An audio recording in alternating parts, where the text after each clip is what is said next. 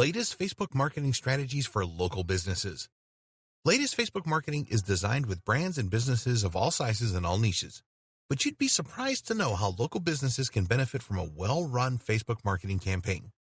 We'd like to dedicate this lesson to teaching local business owners and marketers running campaigns for local businesses the best Facebook marketing strategies to help them increase local awareness, nationwide awareness, increase sales, and improved in-store traffic. Build a collection of reviews for your page. If you run a local business, you are well aware that positive word of mouth is a powerful marketing tool that works every time. The online equivalent of word of mouth are customer reviews, and they're the best way to build social proof that actually generates more customers and more sales. What you have to do then is to build a collection of reviews to showcase on your Facebook page. You can do this by encouraging customers to leave a comment about their customer experience on your page, or by adding a Facebook review. Additionally, you can take screenshots of reviews from other sites such as Yelp or Google and to create an album to upload these reviews. Create events. Local businesses have to always run in-store events to stay on top of the mind among local customers. With Facebook, it gets easier to raise awareness about your in-store events because you can promote your events on your page. When you create an event on Facebook, you can even send invites and reminders so no one has an excuse to miss it out. To create an event on Facebook, you simply have to click on the Event tab in the Create section of your Facebook page. Curate local content.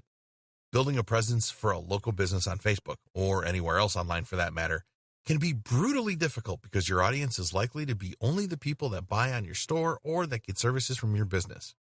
So if you want to encourage more people to like the Facebook page for your local business, you have to post content that is other than your promotions and staff pics. You have to post interesting content that piques the interest of local customers, and the best way to do that is by curating content from local sources. When local businesses do this, their number of followers explode like crazy. This is because they become like content feeds that people use to get their local information and news.